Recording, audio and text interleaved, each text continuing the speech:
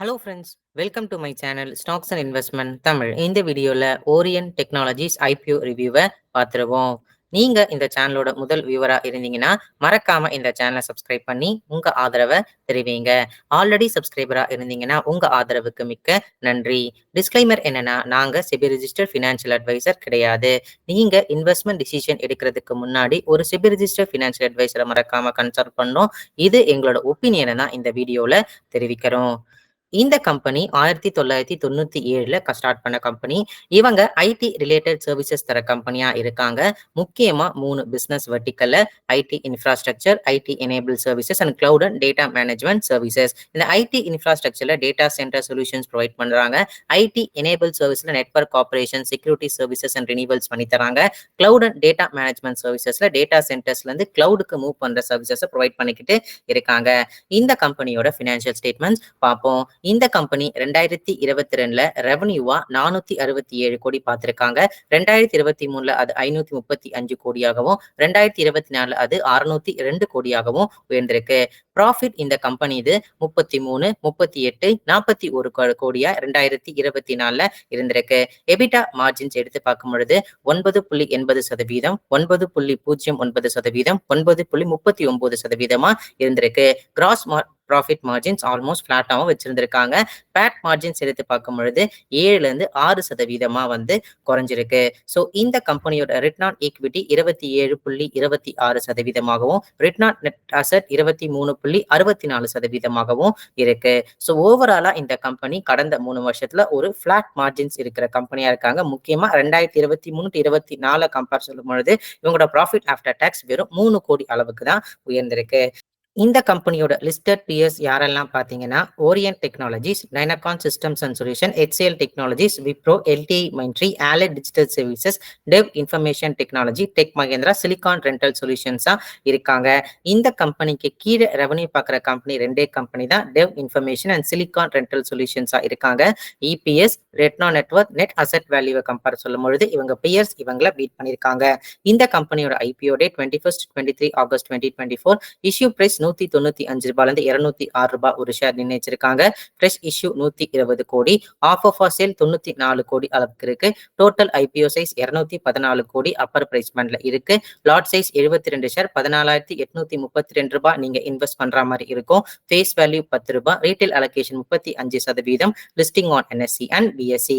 இந்த கம்பெனியோட allotment date 26 August 2024, initiation of refunds 27 August 2024, transfer of shares to demat account 27 August 2024, IPO listing date 28 August 2024 இருக்கு. So இப்போ இந்த கம்பெனியோட positive and negative valuations எப்படி இருக்கு, வேல்யூ இன்வெஸ்டார் இல்ல long term, short term and growth இன்வெஸ்டர்ஸ்க்கு என்ன சில பாயிண்ட்ஸ் இருக்குன்னு சொல்லி பார்த்துருவோம். ஸோ இந்த கம்பெனி இருக்கிற ITES சர்வீசஸா இருந்தாலும் சரி, கிளவுட் சர்வீசஸா இருந்தாலும் சரி, அடுத்த ஒரு 4-5 வருஷத்துல ஒரு 6-8% ITES சர்வீசஸ் சொல்றதுக்கு வாய்ப்பு இருக்கு. ரீசெண்ட் டைம்ல இந்த டேட்டா சென்டர் அண்ட் கிளவுட் சர்வீசஸ்க்கு கொஞ்சம் மவுஸ் இருக்கிறதுனால அது இன்னும் கொஞ்சம் ரேப்பிடா உயர்றதுக்கு வாய்ப்புகள் இருக்கு. இவங்களோட கிளவுட் சர்வீசஸ் பிசினஸ் ரெவன்யூ 62.92% CAGRல இன்க்ரீஸ் ஆகிருக்கு. இது 2022-24 கம்பேர் பண்ண சொல்ல. இவங்களோட டேட்டா மேனேஜ்மெண்ட் சர்வீசஸ், அதாவது இந்த software as a services, platform as a services, infrastructure as a services வந்து ப்ராமிசிங் பிசினஸா இருக்கு. அதுல ஒரு குறிப்பிட்ட அளவுக்கு 20% மேல ரெவன்யூ பார்க்குற கம்பெனியா இருக்காங்க. இவங்களோட கிளைண்ட்ஸ் எல்லாம் யாரெல்லாம் இருக்காங்கன்னா, பிரைவேட் அண்ட் பப்ளிக் கம்பெனிஸ் இருக்காங்க. கவர்மெண்ட் கம்பெனிஸ் கிட்ட இருந்து ஒரு 13% அளவுக்கு ரெவன்யூ பார்க்குற கம்பெனியா இருக்காங்க. அதுல ஒரு சில மென்ஷன்ஸ் யாரெல்லாம்னா, கோல் இந்தியா, மேசடான் டாக் இருக்காங்க. டி டெக்கார் அண்ட் ஜோதிலம் சொல்லி பிரைவேட் கம்பெனிஸும் இந்த கம்பெனியோட கிளைண்ட்ஸா இருக்காங்க. அது மட்டும் இல்லாம மும்பைல இருக்கிற GST, joint commission of sales டாக்ஸும் இவங்களோட கிளைண்டா இருக்காங்க. இவங்களோட revenue from operation 13.57% CAGR increase ஆயிருக்கு 2022-24 காலகட்டத்துல. ஸோ இவங்க இந்த IPO மணியை இந்த டிவைஸ் ஆஸ் ஏ சர்வீசஸ் பிசினஸ்க்கு கொண்டு போக போறாங்க. அதுக்கு ஒரு 69 கோடி அளவுக்கு இந்த IPO மணியை யூஸ் பண்ண போறாங்க. அது இவங்களோட எக்ஸ்பேன்ஷனை காட்டுது.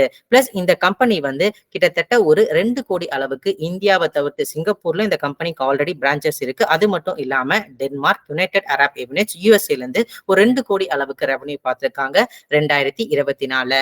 இந்த கம்பெனி கடந்த 3 வருஷத்துல டிவிடெண்ட் கொடுத்திருக்காங்க. Dividend percentage per equity share எவ்வளவு இருந்திருக்குன்னா 17, 22, 2% இருக்கு. அதாவது 2022 2%, 2023 2023ல 22%, 2024 17% டிவிடெண்ட் பெர்சன்ட் பெர் ஈக்விட்டி ஷேரா கொடுத்திருக்காங்க. ஜூன் 30, 2024 டேட்டா படி இந்த கம்பெனிக்கு 100 crores அளவு ஆர்டர் புக் இருக்கு. இது அவங்க RHPல இவங்க மென்ஷன் பண்ணிருக்காங்க. வேல்யூவேஷன் வைஸ் பார்க்கும்பொழுது ப்ரீ ஐபிஓ பேசிஸ்ல 17 டைம்ஸ் ஏர்னிங்ஸை கேட்கறாங்க. போஸ்ட் ஐபிஓ பேசிஸ்ல 20 டைம்ஸ் ஏர்னிங்ஸை கேட்கறாங்க. இது இவங்க லிஸ்டட் பிஎஸ்ல கம்பேர் பண்ண சொல்லும்போது சிலிகான் ரெண்டல் சொல்யூஷன்ஸை கம்பேர் சொல்லும்போது அதிகம். மற்றபடி இவங்களோட வேல்யூவேஷன்ஸ் வந்து ஓரளவுக்கு இவங்க பிஎர்ஸோட கொஞ்சம் வேல்யூவேஷன்ஸ் கேப் இருக்கனால லிஸ்டிங் ரேஞ்ச் கொஞ்சம் ரன் அப் இருக்க வாய்ப்பு இருக்கு இவங்களோட ஸ்டாக் பிரைசஸ்ல. நெகட்டிவா இந்த கம்பெனிக்கு நான் என்ன பாக்குறேன்னா, கிராஸ் ப்ராஃபிட் மார்ஜின்ஸா இருந்தாலும் சரி, எபிட்டா மார்ஜின்ஸா இருந்தாலும் சரி, பேட் மார்ஜின்ஸா இருந்தாலும் சரி பிளாட்டா இருந்திருக்கு. பிளஸ் இந்த கம்பெனியோட ஆப்ரேட்டிங் ஆக்டிவிட்டிஸ் கேஷ் ஃப்ளோ மார்ஜினலா குறைஞ்சிக்கிட்டு வருது. இவங்க இந்த டிவைஸ் ஆஸ் ஏ சர்வீசஸ்க்கு ஒரு 69 கோடி இந்த ஐபிஓ வந்து இன்வெஸ்ட் பண்ண போறாங்க நான் சொல்லியிருக்காங்க. பட் அது வந்து ஏர்லி ஸ்டேஜஸ்ல நம்ம மார்க்கெட்ல இருக்கு. ஸோ ஹிட் ஆகலாம், ஃபிளாப் ஆகலாம், அது நம்ம பொறுத்து இருந்து தான் பாக்குறோம். பிளஸ் இந்த கம்பெனி மேல சில டாக்ஸ் ப்ரொசீடிங் லிட்டிகேஷன்ஸும் இருக்கு. ஒரு ஸ்மால் அமௌண்ட் ஆஃப் மணி வந்து இந்த மாதிரி டாக்ஸ் ப்ரொசீடிங்ஸ்ல இந்த கம்பெனி மேல இருக்கு.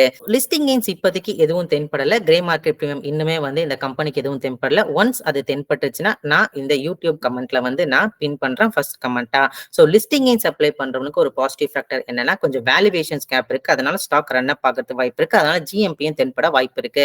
ரெண்டாவது காரணியா என்ன இருக்க போகுதுன்னா, இந்த கிளவுட் அண்ட் டேட்டா சென்டர் சர்வீசஸ்ல ரீசென்ட் டைம்ல ஒரு யூஃபோரியா இருக்கு.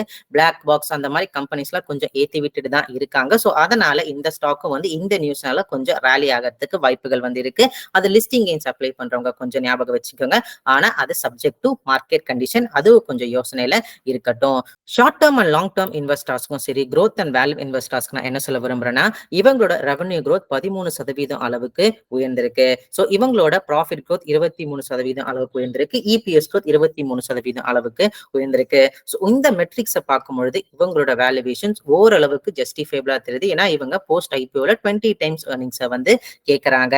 அது மட்டும் இல்லாம இந்த cloud and data centre related services நம்ம மிஸ்டர் மார்க்கெட்டுக்கு புதுச்சது. ஸோ எப்படி இந்த power sector related stocks rally ஆகுதோ, ஸோ இந்த நியூஸஸ் இருக்கிற ஸ்டாக்ஸும் ரேலி ஆகுது. அதுக்கு ஒரு பெரிய எக்ஸாம்பிளே பிளாக் பாக்ஸ். ஸோ அந்த கம்பெனி இந்த டேட்டா சென்டர் ரிலேட்டட் சர்வீசஸை ப்ரொவைட் பண்ணிக்கிட்டு வராங்க. நெகட்டிவா ஃபர்ஸ்ட் நான் என்ன பாக்குறேன்னா, டாலர் ரெவன்யூ இந்த கம்பெனிக்கு எதுவுமே கிடையாது. அது மட்டும் இல்லாம இவங்களோட ஜூன் 2024 பாரோயிங்ஸ் ஒரு 4 கோடி அளவுக்கு இவங்க மென்ஷன் பண்ணிருக்காங்க. ஆனா ஜூன் 30, 2024ல அது சாங்ஷன் அமௌண்ட் ஒரு 50 கோடி அளவுக்கு இருக்கு. அதுல அவுட்ஸ்டாண்டிங் அமௌண்ட் 21 கோடி அளவுக்கு இருக்கு. பிளஸ் இவங்க 559 கிரெடிட்டர்ஸ்க்கு ஒரு 91 கோடி அளவுக்கு அமௌண்ட்டும் வந்து அவுட்ஸ்டாண்டிங் அமௌண்ட்டும் இந்த கம்பெனி இருக்கு. ஸோ இந்த 21 கோடி அவுட்ஸ்டாண்டிங் பாரோயிங்ஸும் இந்த 91 கோடிக்கு வந்து இந்த அவுட்ஸ்டாண்டிங் கிரெடிட்டர்ஸ் கொடுக்க அமௌண்ட்டை சேர்த்தா 120 கோடி அளவுக்கு அவுட்ஸ்டாண்டிங் இவங்களோட லோன் அமௌண்ட் இருக்கு. அதாவது கடன் வந்து இந்த கம்பெனிக்கு வந்திருக்கு. அதை நான் பெரிய ரெட் பிளாகா பாக்குறேன். ஏன்னா இவங்களோட ப்ராஃபிட் அந்த அளவுக்கு இல்லை, ஆனா இவங்க கடன் இவங்க ப்ராஃபிட்டை விட 2-3 மடங்கு அதிகமா இருக்கு. ஸோ அது வந்து நான் ரெட் பிளாகா பாக்குறேன். ஸோ ஓவராலா இந்த டைப் ஆஃப் இன்வெஸ்டர்ஸ் நான் என்ன சொல்ல விரும்புறேன்னா, இந்த கம்பெனி வேல்யூவேஷன்ஸ் கொஞ்சம் கேப் இருக்கு, அதனால ரேலி ஆகிறதுக்கு வாய்ப்பு இருக்கு. ஆனா இந்த பக்கம் ரிஸ்கா கடன் இருக்கிறதுனால ரிஸ்க் ரிவார்ட் ரேஷியோ இந்த கம்பெனிக்கு வந்து இருக்கு. ஸோ அதனால போஸ்ட் ஐபிஓல இந்த கம்பெனியோட பெர்ஃபார்மன்ஸ் எப்படி இருக்குன்னு பார்த்து கன்சிடர் பண்றது கரெக்டா இருக்கும் ஃபார் கன்சர்வேட்டிவ் அண்ட் மாடரேட் இன்வெஸ்டருக்கு. ஹை ரிஸ்க் டேக்கிங் இன்வெஸ்டரா இருந்தீங்கன்னா, ஸோ இந்த பாரோயிங்ஸும் இந்த கிரெடிட்டர்ஸ் கொடுக்குறான அமௌண்ட்டும் வந்து வரும் காலங்களே இவங்க எப்படி குறைக்கிறாங்கன்னு மறக்காம பாருங்க. ஏன்னா இந்த பக்கம் அவங்களோட ப்ராஃபிட் ஸ்டாக்னண்டா இருந்து இந்த பக்கம் அவங்க கடன் கொஞ்சம் கொஞ்சமா உயர்ந்துச்சுன்னா இந்த மாதிரி ஸ்மால் கம்பெனி கொஞ்சம் பிரச்சனை அதிகமா இருக்கும். அதனால இந்த ஒரு விஷயத்த நான் இங்க சொல்ல விரும்புறேன். ஸோ இதெல்லாமே வந்து என்னோட பர்சனல் வியூ. நீங்க இந்த மாதிரி ஐபிஓல இன்வெஸ்ட் பண்றதுக்கு முன்னாடி மறக்காம ஒரு செபி ரிஜிஸ்டர்ட் ஃபினான்ஷியல் அட்வைசரை கன்சிடர் பண்ணணும். நீங்க கண்டிப்பா அனலைஸ் பண்ணணும். இந்த வீடியோ உங்களுக்கு பிடிச்சிருந்தா லைக் பண்ணுங்க. ரெகுலர் வீடியோ அப்டேட்டுக்கு பெல் ஐகானை கிளிக் பண்ணுங்க. மறக்காம stocks investment Tamil channel subscribe பண்ணுங்க. தேங்க்ஸ் ஃபார் வாட்சிங் ஸ்டாக்ஸ் இன்வெஸ்ட்மெண்ட் தமிழ் சேனல்.